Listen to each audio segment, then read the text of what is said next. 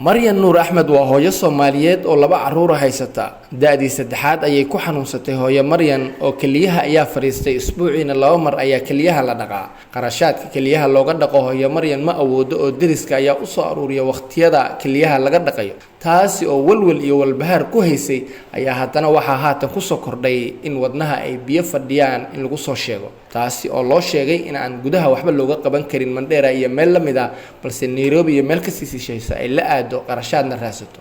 adigoo harsan waayay ma lagu soo hergelay ayadoo kaliyihii dhaqmadoodii qarash ula ayaa haatan wadnihii biyo looga sheegay banaanka inay aadana loo sheegay. haddaba hooyo Maryan waa tuma. hooyo Maryan cudurkani markuu ku dhacay waxa ka tagay oo ay kala tageen oo cudurkani dartii u furay sida ay noo sheegtay ninkii qabay oo caruurta u dhashay.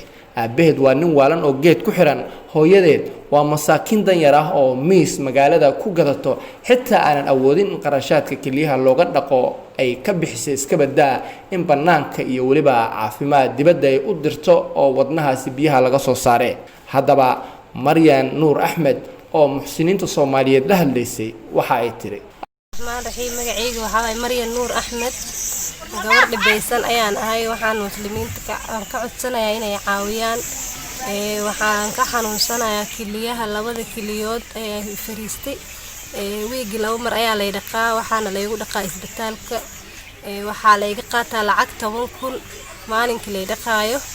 marka adiga 2 ciyaal waan haystaa. cunug saddexaad ayaan saan ku noqday. ninkiina wuxuu igaaga tagay xanuunkan anigoo ICU ku jiro oo markaan soo nuuxsaday la dhahay waa lagu furay.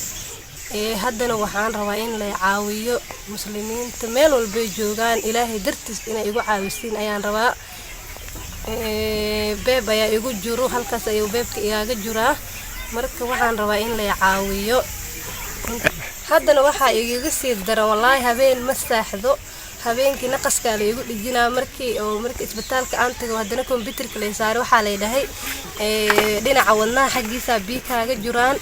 biyihiina haddana inta lagu miiri karo Mandheero taqtariinta Nairobi ayaa miiraya igu dhaheen taqtarka wixii lagu aadi lahay qarashki ma haysti ma awoodi oo ku tagi lahay. meeshaan aan deganahay waa u jeedin. marka waxaan rabaa inay caawisiin inta muslim ah meel walba joogaan inay caawiyaan ilaahay dartiis igu caawiyaan. aan rabaa gabar dhibeysan ayaan ahay. gabadhaan anaa dhalay gabadhaan yarta ah wiil wuu jiraa wuu joogaa. marka saas ina ogaatiin aan rabaa. walaal caawinayna ma haysto. aabana waa nin xanuunsanayo waalan oo xiran asaga walaashii ayaa haysa. marka waxaan rabaa waxaan ka codsanayaa muslimiinta meel walba joogaan inay caawiyaan gabar dhibeysan ayaan ahay. Asli Ismaaciil waa deriska Maryan Nuur Axmed waxayna xog ogaal ka tahay xaaladda guud ee Maryan waxayna noo sheegtay xitaa lacagta kaliyaha looga dhaqo in deriska laga soo qaaraamo oysan awoodin qoyska Maryan. aniga Asli Ismaaciil la dhahaa waxaan deris laahay gabadha xanuunsan oo dhibeysan. Maryan Nuur ayaan deris laahay. gabadhan waa gabar xanuunsan oo dhibeysan. waa gabar laga haayo 2 kili eber ka yihiin. 2 kili waa la dhaqaa maalin isbuuc baa lagu dhaqaa. isbuuc kasta lacag 10,000 baa lagu dhaqaa. 10,000 ma awoodo qarash uma haysa. mar walba muslimiinta ayaa loo dhaxmaraa magaalada loo dhaxmaraa 10,000 saas loogu dhaqaa. haddana wax ka sii daran baa imaaday. wadnihii waa biyo fariisteen la yiri. biyihii oo fariistay meeshaan laguma bixin karaa la yiri. dhaqtar Nairobi u raasaa la dhahay.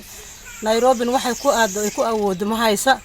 marka muslimiinta meel ay joogaan waxaan ka codsanaynaa gabadhaas masaakiinta oo yar oo dhalinyarta oo 2 cunug haysato oo ninkii qabana ugu tagay cudur la aligeed ugu tagay. waxaan ka codsanaynaa muslimiinta inay caawiyaan meel alla meesha ay joogaan. ummadda Nabi Maxamed oo dhan inay caawiyaan ayaan rabnaa. meesha ay deganta waa u jeedin guryahan buush ay ku jirtaa waxba ma haysata. aabaheed waa qof waalan oo geed ku xiran. hooyadeed nyaanya ay gadaa ilmihii kale ay ku biishaa macalkii iyada ay dhashay ay ku biishaa. muslimiintu waxaan ka codsanaynaa gabadhaas inay caawiyaan ayaan ka codsanaynaa. Assalaamu calaykum waraxmatullaahi wabarakaatuh. Maxamed Sheekh Maxamed Al Faqri warbaahinta Mandheera.